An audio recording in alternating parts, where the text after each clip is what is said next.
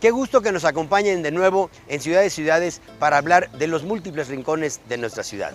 Ahora nos encontramos en la Casa Azul de Frida Kahlo, una casa en Coyoacán emblemática en las calles de Londres y Allende, donde vivió durante muchos años Frida Kahlo, algunos de ellos con Diego Rivera, y se volvió uno de los símbolos de la vida de México durante la mitad del siglo XX. Esta casa era la casa del padre de Frida, el fotógrafo Guillermo Kahlo. Guillermo Kahlo fue uno de los fotógrafos más importantes de principios de siglo, de la época porfirista. Él retrató muchas de las obras de infraestructura que en aquella época se hicieron en el país: fábricas, ferrocarriles, estaciones ferroviarias, templos, y una gran parte de esa infraestructura él la retrató.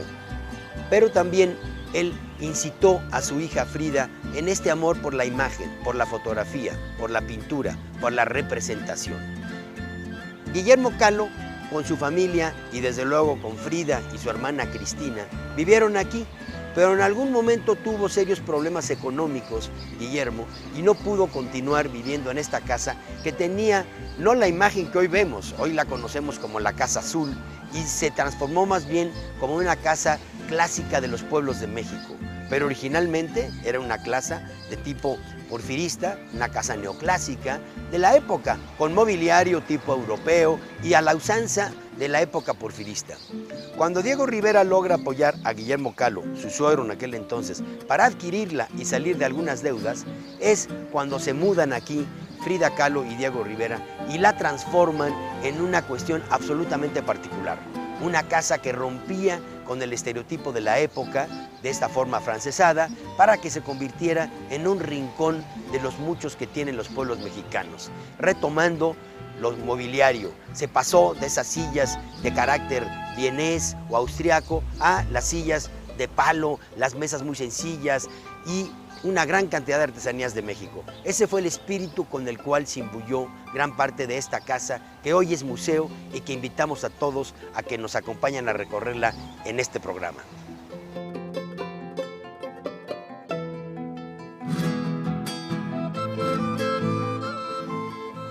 Este letrero que vemos que dice Museo Frida Kahlo no es original de la casa. Como hemos dicho, la casa era una casa porfirista de principios del siglo XX en la colonia del Carmen, en Coyoacán.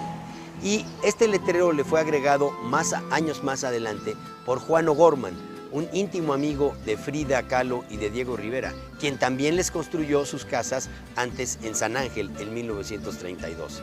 Pero al venirse aquí, Juan O'Gorman adapta con sus técnicas tradicionales de colocar piedra tezontle y piedras de color de las tierras mexicanas para que se identificaran los nombres. Hay que recordar que Juan O'Gorman también hizo la Biblioteca Central de la Ciudad Universitaria y era muy afecto a utilizar los colores naturales de las piedras de las zonas mineras de México. Y eso está aquí expresado también en la portada de la casa, hoy Museo de Frida Kahlo en Coyoacán.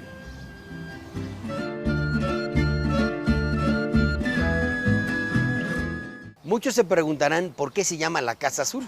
Pues es obvio, este color le dio toda una connotación y una fama a esta casa. Pero ¿por qué se hizo tan particular? Porque al aplicar todos esos colores, vean lo encendido de los colores, meterle verde a las protecciones, a la puerta, a los rojos, toda esta intensidad de los colores que vemos en los pueblos de México, de la arquitectura vernácula, de la arquitectura popular mexicana. Eso era un deseo permanente de Diego Rivera y de Frida Kahlo, que contrastaba con lo que en aquel entonces dominaban gran parte de las casas de la Colonia del Carmen en Coyoacán. ¿Por qué se llama Colonia del Carmen y por qué las calles son tan anchas? Cuando pensamos en Coyoacán, más bien pensamos en calles un poquito más accidentadas, empedradas, como las que se encuentran en el centro de Coyoacán. Pero uno de los fraccionamientos que se hicieron en la época porfirista, precisamente como ampliación de los cascos de los pueblos, fue la Colonia del Carmen, que es una colonia más regular, de calles más anchas y con construcciones, algunas porfiristas de origen.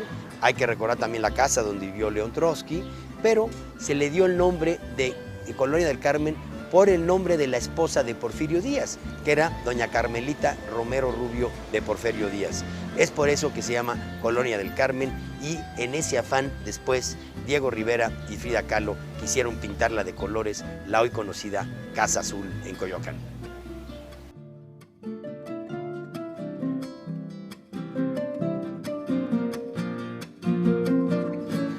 las casas no únicamente están conformadas por sus fachadas, la fachada es la cara hacia el exterior. Muchas veces se dice, bueno, esa es la fachada de algo. Es como la cara más amable que se da hacia la ciudad, hacia la calle. Ya vimos los balcones, los portones, el zaguán, todo esto que caracteriza sobre todo estas casonas, como las que se hicieron a principios de siglo en muchas partes de nuestro país, y en especial en la Colonia del Carmen en Coyoacán. Pero también es, además de la fachada, desde luego sus cuartos, sus habitaciones, la sala, el comedor, la cocina, la importancia de la cocina y las habitaciones donde se descansaba, donde se dormía. Pero qué importantes son los patios. Imposible omitir los patios. El patio donde se encuentran gran parte de las actividades de reflexión, de comunicación, donde entra la luz, donde se ventilan las habitaciones, donde da la privacidad. Pero esos patios generalmente los llenamos ¿de qué? De vegetación. En muchas ocasiones hay árboles, plantas, qué decir de las macetas, en algunas ocasiones las fuentes y la sombra. Muchas de las fotografías que están tomadas en esta casa de la vida intensa y social que tuvieron Diego Rivera y Frida Kahlo en ella están precisamente realizadas en estos patios, asomándose por los balcones, por las celosías, a través de las rejas, sentados en estas bancas o hasta tendidos en el piso. Estos patios dieron pie a muchísimas reuniones, a los encuentros, con el clima tan benéfico de la Ciudad de México, qué agradable es salir precisamente a la luz exterior, al aire libre y protegerse muchas veces del sol con la sombra de un árbol. Pero también nos llama la atención de estos patios la particularidad, porque habiendo sido una casa de tipo porfirista, más afrancesada, con otro tipo de mobiliario, aquí nos imaginamos que había, o no nos imaginamos, tenemos las evidencias de que habían otro tipo de sillones más de corte afrancesado, para que ellos los cambiaran por estas piedras, esta piedra de recinto macizo, como la que utilizamos en los molcajetes o en los metates, sustituyeron a esas otras bancas de fierro fundido. Pero qué decir también de la cantidad de piezas, de las colecciones de piezas mesoamericanas y del México antiguo que ornamentaban y estaban en estos patios. Pero vean el color del piso, el piso se vuelve un color rojo como la tierra y en este caso brillante, los muros azules, los marcos de las ventanas rojas, las rejas verdes, todos estos colores que estamos viendo constantemente, imbuidos generalmente por la naturaleza. Las lenguas de gato, la jacaranda, la bugambilia, todo esto le da esta atmósfera tan particular a esta casa que muchos la consideran una representación de gran parte de la cultura popular mexicana. El patio de la Casa Azul, de la casa de Frida Kahlo en Coyoacán.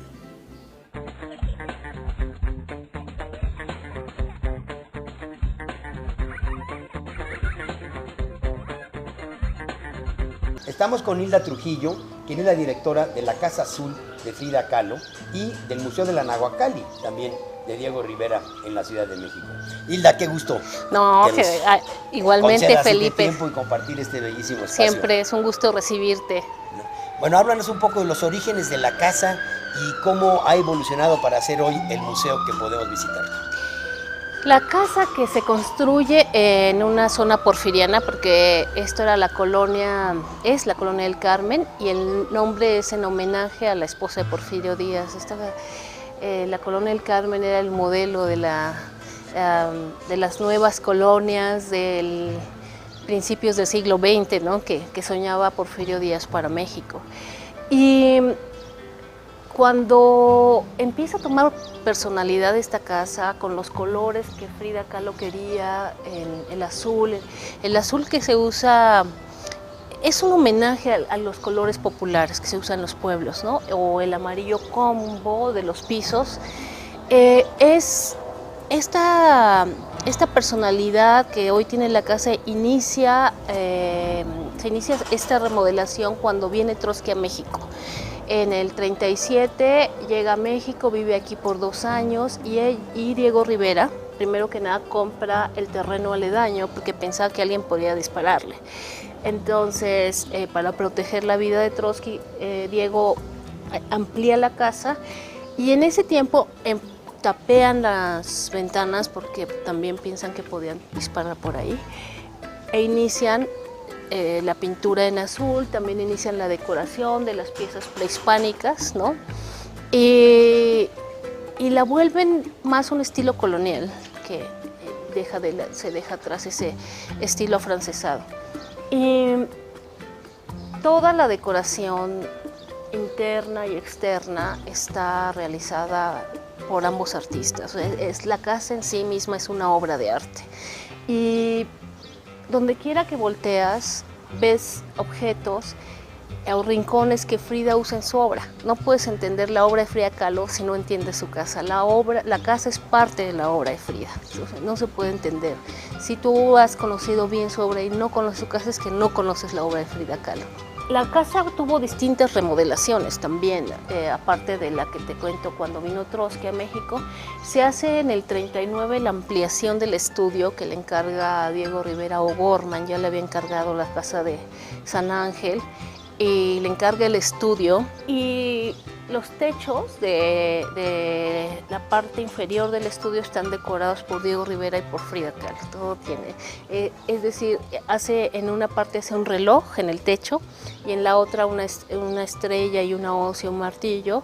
Eso es Diego Rivera. Entonces ellos van poniendo, aunque O'Gorman les diseña, ellos van poniendo de su imaginación, interviniendo la casa.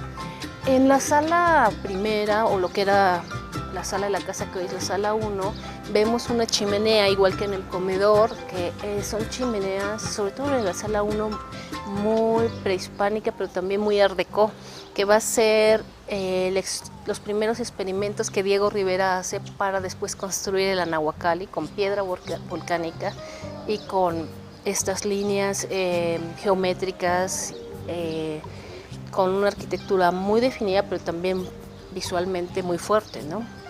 Y entonces aquí hace estos primeros experimentos. Se abre como museo en el 58. En esa época Pellicer arregla las salas de exposición y también dispone cómo quedará la cocina, el comedor, las recámaras, para que pueda ser abierto al público. Y lo que quería Pellicer era conservar la atmósfera que tenía la casa cuando vivían Diego Rivera y Frida Kahlo aquí. Y bueno, comentábamos que aunque se dice que Diego y Frida vivieron en esta casa desde el 29 al 54, pues en realidad no vivieron permanentemente aquí, ¿no? Aunque Frida... y Diego desde luego habitaron en la casa de San Ángel. También cuando Frida se divorcia de Diego tiene un departamento en Insurgentes. Recién casados vivieron en Reforma, pero ella siempre regresaba a su hogar, ¿no? Vivieron en San Francisco, en Nueva York, en Detroit, cuando Diego hacía los murales en Estados Unidos, pero ella siempre regresaba a vivir aquí. Era su hogar lo que le daba la seguridad, ¿no? Y finalmente, pero sí podemos decir que Frida nace, pasa la mayor parte de la vida en esta casa y muere aquí, ¿no? Entonces ella muere en el 54 y como te decía, en el 58 ya se abre como museo y hasta hoy es un museo. Y hoy lo que estamos haciendo es, con fotografías antiguas que hemos ido encontrando en la misma casa, estamos con artistas como Humberto Espíndola restaurando el jardín, porque el jardín había perdido mucho de la persona, en los años, desde el 58 a la fecha, había perdido mucho de su personalidad, y entonces con las fotos antiguas hemos podido restaurar el jardín, y te das cuenta cómo, por ejemplo, las plantas de la casa eran muy estudiadas tanto por Frida como por Diego. Diego estudiaba el Códice Badiano para conocer las propiedades medicinales o afrodisíacas de las plantas. De la herbolaria. De la herbolaria, y a través de ese estudio lo aplicaba en sus murales, en sus cuadros. Y también te das cuenta cómo en el jardín ellos, tanto Diego como Frida, disponían qué plantas querían tener. No era cualquier planta porque sí. Muchas de ellas, por ejemplo, la orejona que tenemos ahí, Frida la usa mucho en sus cuadros. Hay muchísimos cuadros que tienen mucha presencia de plantas. Hay un cuadro de Frida Kahlo que se llama Raíces, ¿no? Que le recorren el nopalillo, esta planta que está acá, le recorre todo el cuerpo. Y hay muchos libros en su biblioteca de botánica sobre todo de Frida, estudios de botánica. Frida tiene un interés por la ciencia, por la medicina, por la botánica, gracias a la influencia del padre. Su padre era de origen húngaro-alemán, era un hombre muy preparado, muy liberal, a diferencia de la madre, que la madre era muy católica, ¿no? Más conservadora. Muy conservadora. Y entonces Frida tiene toda esta, más que ninguna de sus hermanas, tuvo 3 hermanas, ella era la cuarta, tiene toda la influencia liberal del padre. También con estas fotos antiguas hemos podido ir reordenando la casa como la disponía Diego y Frida, porque con el tiempo fue cambiando un poco la museografía de la recámara, del estudio, de la cocina. Y entonces podemos colocar, por ejemplo, los sombreros de Diego como los tenía, o los pinceles de Frida, o hemos podido hacer restauraciones gracias a esas fotografías que ellos tomaron. Ahora, háblanos de la casa hoy, o sea, la carga histórica y la presencia de Frida y Diego se percibe, ¿no? Se siente, porque como bien has dicho, esta casa y además por la condición particular de Frida, ¿no? Las condiciones de movilidad, se le impedía tener un movimiento físico amplio, la obliga a permanecer más en su casa, a tener una vida mucho más doméstica y a dedicarse a la reflexión, a la pintura y a su trabajo artístico. Por lo cual fue su gran mundo, hay una construcción de un mundo, ¿no? Es una persona como Luis Barragán, que habitaba mucho en el interior de su casa por sus características de soledad y de intereses de reflexión. Pues Frida habitó muchísimo esta casa por estas razones y está plasmada en su obra. Lo que tú dices, o sea, cuando uno ve una serie de detalles, está la vegetación, el ornamento, los colores, los temas, y qué decir también de los animales, porque no has tocado ese tema. Bueno, es que mi hipótesis es que Frida sustituye el cariño de un bebé que siempre quiso por los animales, ¿no? Tenía changos, venados, era un zoológico esto. Perico. Pericos, los xoloscuincles también. No sé si bueno, gatos desde luego, ¿no? Que por ahí andan algunos descendientes todavía, ya muy poquitos, pero todavía andan por ahí. Yo creo que esto que dices tú, la soledad por la que tenía que pasar por mucho tiempo y a la postración a la que se veía sometida, en lugar de ser una persona que quedara en la cama todo el tiempo, deprimida, pues se puso...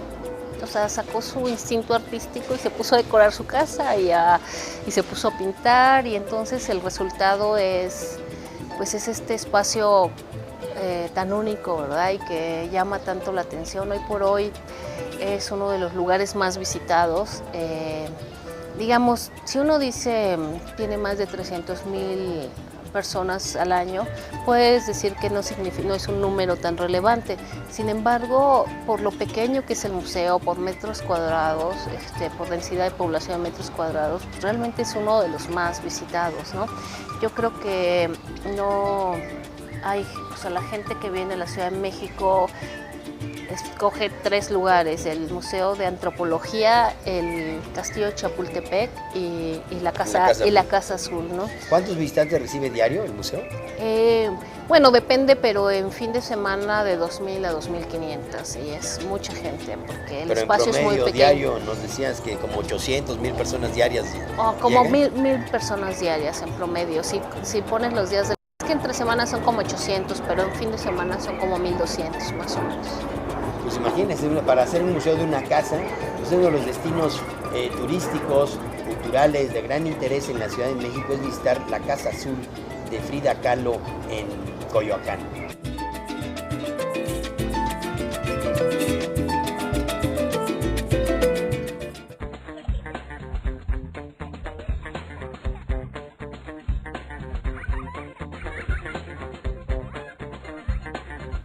Ya en el interior de la Casa Azul de Frida Kahlo, nos encontramos en estos espacios que correspondían al comedor, a la estancia, a los lugares que generalmente tienen vínculo con el patio, hoy transformados en salas donde se puede ver la obra de Frida Kahlo, En esta observamos la obra inicial de Frida Kahlo, que corresponde más bien a retratos. Son retratos, destaca alguno desde luego el de su padre, el famoso fotógrafo Guillermo Kahlo, con el cual tenía una relación muy estrecha, y otras que tienen que ver ya precisamente con retratos que hicieron de ella y que fue manipulando.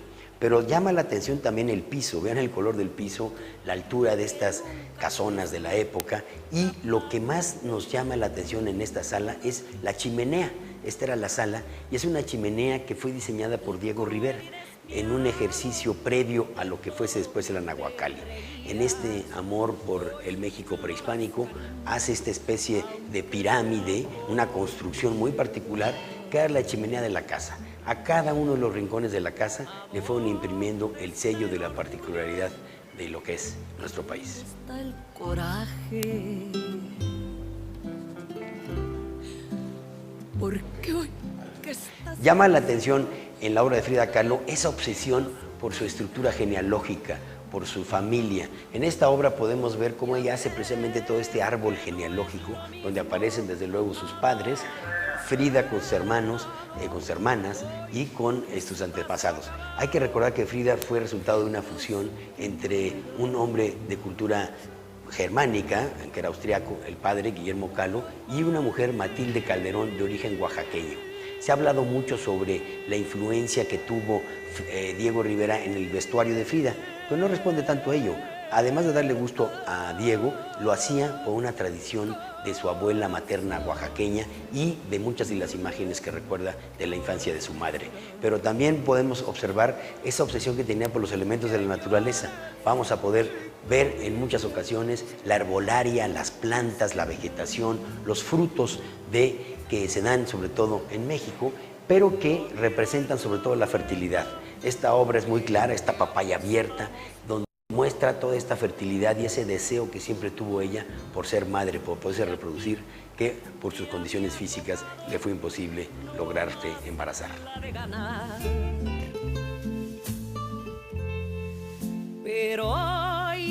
En otra de las salas nos encontramos con esta pintura que es elocuente por el tema de la misma. Habla viva la vida en estas sandías y frutos que los vemos en muchas de las mesas de México. Imposible no vincularla con Tamayo y con muchos otros pintores que han recreado precisamente toda la riqueza de los frutos de nuestro país. Pero sobre todo llama la atención porque es el año en que ella muere. Unos cuantos meses antes de su muerte, en 1954, Frida Kahlo pinta esta obra. Viva la vida, con este anhelo de continuar ella en este mundo.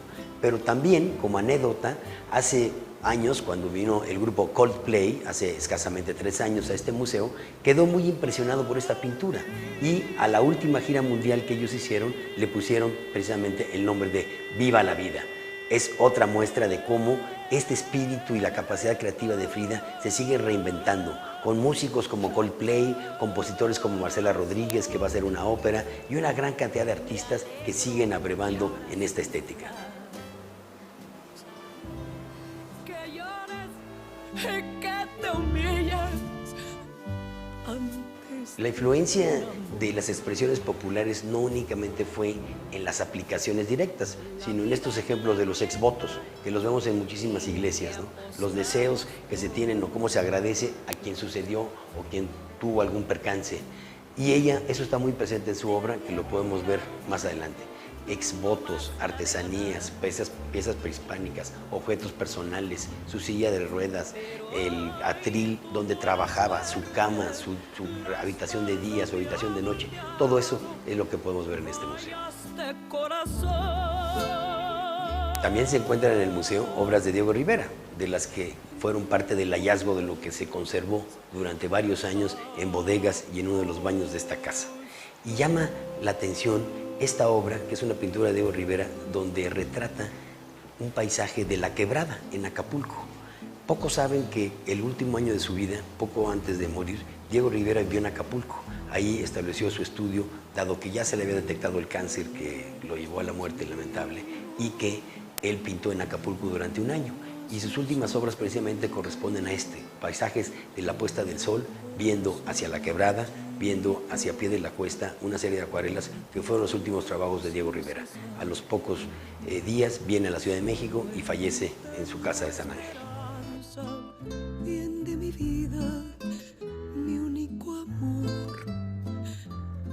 Este era el comedor de la casa, un espacio muy amplio. Es significativo de las personas que invitan a muchas personas a su casa tener un amplio comedor. Gustaban muchísimo de la comida. Diego Rivera, un gran glotón. Frida Kahlo, una mujer muy delicada, que todo lo cuidaba. Y podemos ver como en este comedor, además, el vínculo con el patio. La extensión en muchas ocasiones de las comidas es el patio, o el lugar donde se tomaban los tequilas, los aperitivos o las quesadillas, para después pasar precisamente a estas largas comidas y tertulias que eran de corte y de índole intelectual, político y artístico. Pero llama la atención también la delicadeza de Frida. Frida era una persona que todo lo decoraba. Hemos visto cómo, bueno, su corsé lo pintó, la bota que tuvo como prótesis en los últimos tiempos de su vida, todos los objetos, su cigarrera, lo decoraba, lo pintaba. De igual manera, escogía con enorme delicadeza todos estos objetos que vemos que son clásicos de las cocinas y los comedores de México. El vidrio soplado, la cerámica y muchas piezas que hasta ese entonces no estaban reconocidas como hoy las valoramos, sino se habían puesto a un lado, no estaban en el ánimo de ser reconocidas como hoy lo son esta gran parte de artesanías. Gocemos de este comedor de la casa de Frida Kahlo en Coyoacán. En el comedor va uno hallando piezas muy particulares. Una de ellas es este tibor. Un tibor que tiene su origen fundamentalmente chino, en lugar de estar decorado con lacas y con dragones y con las imágenes de las aves que generalmente los decoran, aquí está hecho con la mano de muchos artesanos populares, pero llama la atención que la imagen es la de Emiliano Zapata. Emiliano Zapata está plasmado en este tibor en el comedor. Y así muchas de este tipo de acciones que eran como provocaciones de carácter cultural para resaltar lo que era la cultura del pueblo, la cultura profunda, la cultura de las artesanías de México en contra del espíritu que había reinado hasta entonces, que era de una influencia claramente afrancesada. Dentro de los múltiples detalles que se encuentra uno en el comedor de esta casa es los objetos que hizo, esos relojes que realizó Frida Kahlo, anunciando precisamente cuando se separa Diego Rivera. Ellos estuvieron separados de septiembre del 39 a diciembre del 40 y hace este reloj referenciándose precisamente al septiembre de 1939 y dice se rompieron las horas y después se reinicia la relación en diciembre de 1940. Entonces tanto a la ruptura como a la reconciliación le pone un reloj. Esto es parte de toda esta delicadeza y lo cuidada que era Frida en todos sus detalles, en lo afectivo, en los recuerdos, en la memoria y en evocar gran parte de los hechos cotidianos. De todo te reías o imploras cariño. Esta fue la habitación de Diego Rivera y en algunos años también la ocupó León Trotsky. Pero recientemente se encontró un enorme hallazgo que ha dado muchísimas fuentes para la investigación del trabajo y la vida de Frida Kahlo. Cuéntanos de ello, Hilda Trujillo. Sí, cuando muere Diego Rivera, pide a Lola Olmedo, que era su mecenas y amiga, no abrir este baño por 15 años, porque él se había peleado con los comunistas, con los trotskistas, con los políticos, y no quería que se supieran ciertas cosas.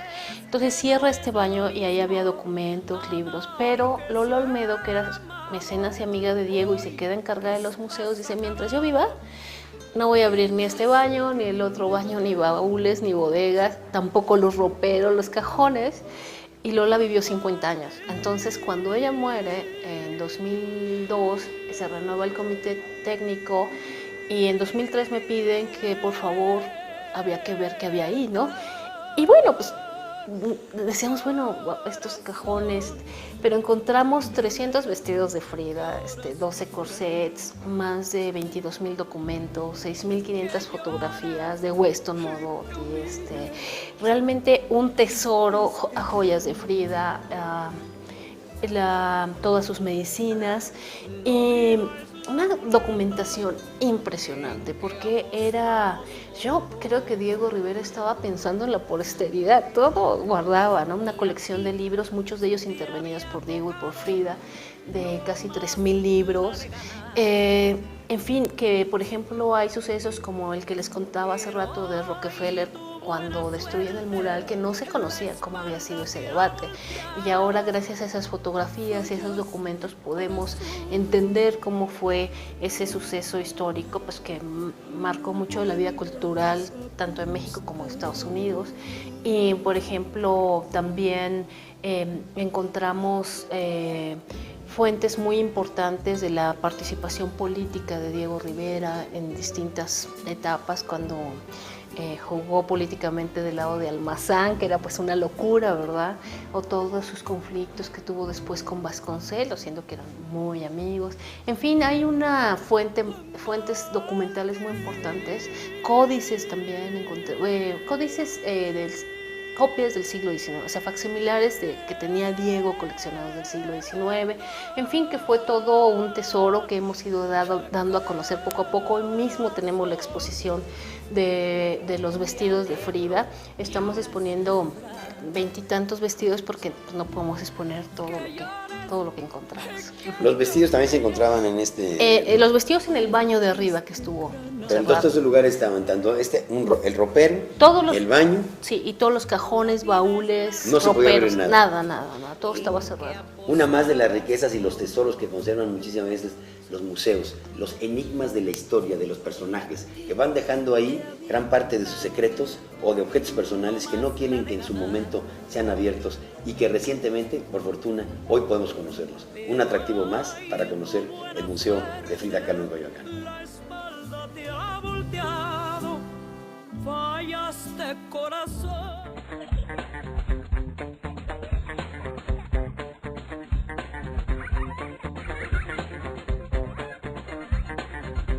Pero la casa no es un solo bloque como la que vemos hacia el exterior y que tuvo ese origen porfirista que se convirtió en una casa de pueblo, por así llamarlo, sino va teniendo etapas como todo en la vida. La casa original llegaba hasta este punto, donde vemos este muro de piedra, que correspondía más a ese estilo que ya hemos comentado, y después, más adelante, compra otro terrenito muy pequeño, Frida, para hacer su estudio, que se lo hace Juan O'Gorman. Es un estudio totalmente con una arquitectura distinta, mucho más de piedra volcánica, y evocando mucho el Pedregal de San Ángel y a la cultura pétrea que están hechas gran parte de nuestras pirámides. Y ahí es donde tiene su estudio, se hace el estudio para la pintura de Frida Kahlo, y dos habitaciones, una muy curiosa, una habitación con mucha luz, que es donde ella, recostada, pintaba durante el día, y otra habitación que era la habitación de noche. En ambas había camas, evidentemente, en una para continuar trabajando, en otra para dormir. Y la parte inferior está llena de espacios comunes, como una especie de patio, una fuente, donde se colocaron muchas de las piezas de la colección de piezas arqueológicas. Esto fue diseñado por Juan O'Gorman en 1939. Así es que la casa va teniendo diferentes etapas, además del jardín que ahora más adelante veremos. Que me sentencia la muerte.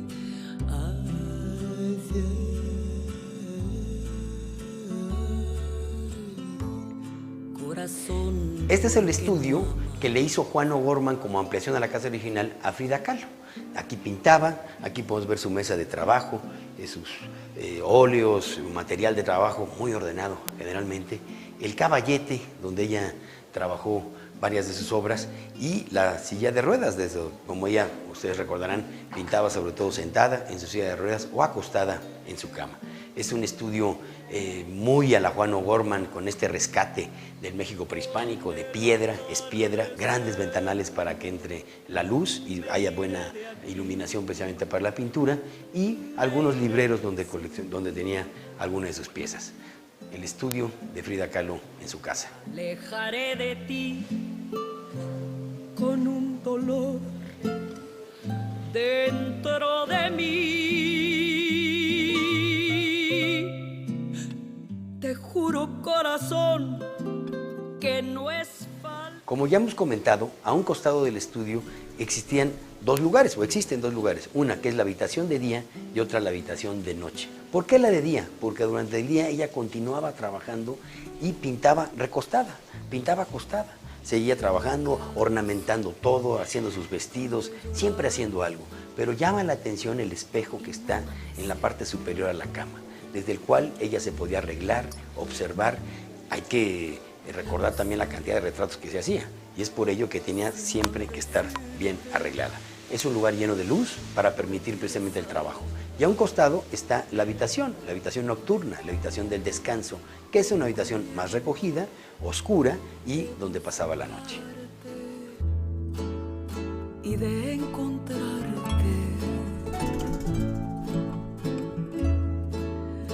donde me aseguran tus amigos. Todo lo que encierran las casas son cajas de secretos, son lugares que entramos en la intimidad de las personas, nos develan una gran cantidad de incógnitas, siempre hay sorpresa en una casa, ¿por qué queremos que entrar en ellas? Pero en esta, rincones y rincones, piezas de todo tipo, pero todo está cargado de un enorme simbolismo. En esta serpiente, que es el símbolo de la fertilidad y sobre la cual Frida Kahlo tenía una obsesión marcada, encontramos esta serpiente, pero en este sitio, además de todas las piezas que vemos, la piedra, llama la atención también el plafón.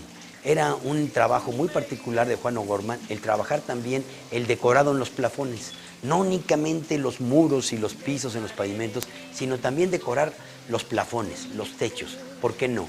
Y los llenaban de piedra, sobre todo de piedras orgánicas, de tezontle, de distintos colores, para ornamentarlo. Entonces, hasta el plafón está decorado, todo está lleno de símbolos. La hoz y el martillo, la serpiente, las piezas que reproducen un poco toda la fertilidad.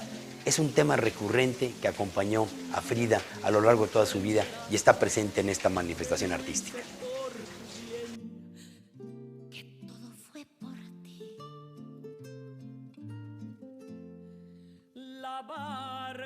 Pues la obra de Frida Kahlo sigue creando y recreándose. Hoy las nuevas generaciones, los músicos contemporáneos, los artistas, a partir de su obra y de lo que se encuentra en esta casa, siguen produciendo obras artísticas. Y es el caso de Marcela Rodríguez, quien es compositora musical y que está preparando justamente una ópera. Cuéntanos de esa ópera, Marcela, y a qué se debe de acuerdo al hallazgo que fue recientemente encontrado en este lugar. Que en 2004 se abrieron una cantidad de cosas aquí que estaban prohibidas y salieron una cantidad de documentos y los corsés y todo eso, ¿no? Bueno, yo como vengo aquí cada rato, me encanta. Hilda Trujillo es una mujer generosísima. Siempre nos ha abierto las puertas para lo que querramos. Entonces yo le dije, oye, es que yo quiero, después de que vi las cartas que había sacado Raquel Tibol, dije, tendríamos que hacer una ópera con las cartas. Y me dijo, sí, pero yo tengo otras cartas que no están publicadas en libros, las que estaban acá. Entré al archivo, saqué las cartas, había maravillas, porque es otra Frida, no la que conocemos siempre su historia con Diego, sino ella riéndose del mundo, hablando de los surrealistas, de sus viajes, de sus cartas desde París a Diego, a sus amigos, y bueno, era un material maravilloso. Entonces decidí hacer la ópera de Frida con las puras cartas. ¿Y se llama la ópera de las cartas? No, se llama Las Cartas de Frida, es una ópera de toilette. Una ópera de toilette porque todas estas cartas se encontraron precisamente en un baño, en este baño que vimos que quedó sellado y que nos contaba tanto Hilda Trujillo como Marcela Rodríguez. ¿Y qué nos vamos a encontrar en esa ópera? A ver, cuéntanos, adelántanos un poquito. Pues vamos a ver un baño, justamente, un baño. Estoy emocionada porque, bueno, Jesús, a mi hermana, hace mucho que no dirige ópera y se lanzó a dirigir esto junto con Clarisa Maleiros, están las dos dirigiendo. Todo está en un baño y están además trabajando con un material dificilísimo que son con puro papel, así, pero inmensos, trozos de papel grandísimos, larguísimos, y toda la escenografía son baños y manejo de papel, que son las cartas, digamos, ¿no? Pero en grande. Entonces todo es un juego de papel y música que, claro, para mí ha sido un problema porque de repente se oye más el papel que mi música, porque se juega mucho con el papel, pero es una propuesta muy aventurada también de Jesús, que ya ves que le encanta arriesgar y me gusta que arriesgue, y en eso estamos ahorita trabajando. Las cartas son muy divertidas, muy divertidas, hace unas críticas tremendas a los franceses surrealistas, a Breton lo pone tremendamente loco, habla de Dalí, habla de Marcel Duchamp, que es el único que se salva, creo. Y muy interesante porque ves una Frida que además de pluma fácil, que escribe muy bien, muy divertida. Una beta poco conocida, ¿no? Se le conoce Poco, más su sí, trabajo, se claro. conoce su pintura. Con pintura, toda su creación, con el vestuario, con muchas otras Sí. virtudes, ¿no? Y van a ver, bueno, hay muchas sorpresas en la ópera, porque de repente hay cuadros de Frida que aparecen ahí, ¿no? Yo estoy muy entusiasmada con Pues esto. para que vean, ¿no? Este museo y la casa de Frida Kahlo sigue inspirando a artistas como Marcela Rodríguez, que está preparando una obra, precisamente Las cartas de Frida. Y se estrena el 25 de mayo en el foro Sor Juana Inés de la Cruz, ahí en la UNAM. En el Centro Cultural Universitario de la UNAM. Marcela, qué gusto encontrarte aquí en la casa de Frida. Muchas gracias, ¿Eh? muchas gracias. Habitante por estar aquí. coyoacanense por excelencia, que deambula por estas calles y por lo tanto pues tiene también todo el espíritu de Frida.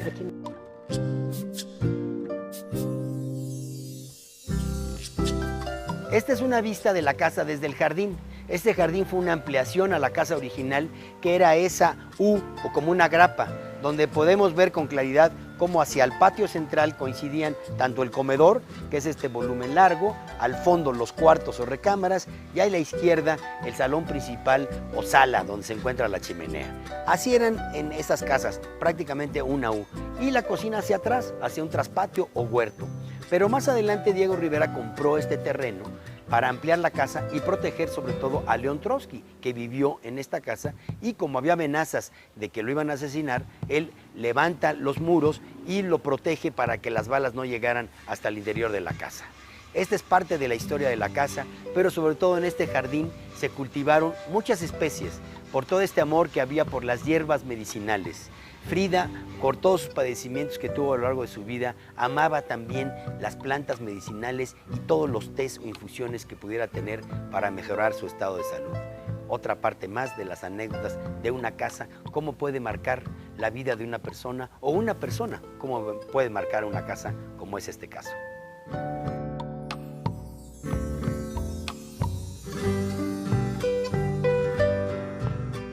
Y es desde este descanso de la escalera que conducía del cuarto de Frida, o donde pintaba ella, hacia este patio, hacia este jardín que tanto amó por las plantas medicinales que hubo aquí, por lo que cultivaba, cómo convivía con sus animales, cómo conversaba con Diego, con sus amistades, cómo Ciudades en este programa que le ha dedicado a la Casa Azul de Diego Rivera, nos hace pensar cómo las casas en muchas ocasiones son ciudades y cómo las ciudades son casas.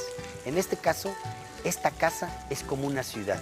Nos ha llevado por diferentes rumbos, barrios, pasillos, que son sus calles, que son sus habitáculos, y en cada uno de ellos inundado por la imaginación, por la creación artística, por la sensibilidad ante lo que nos rodea, el paisaje mexicano, sus animales, su flora, las tradiciones, su arte. La Casa Azul de Frida Kahlo es todo ese paseo, un paseo por toda una cultura de México. Los invitamos a visitarla en Coyoacán, en la Ciudad de México.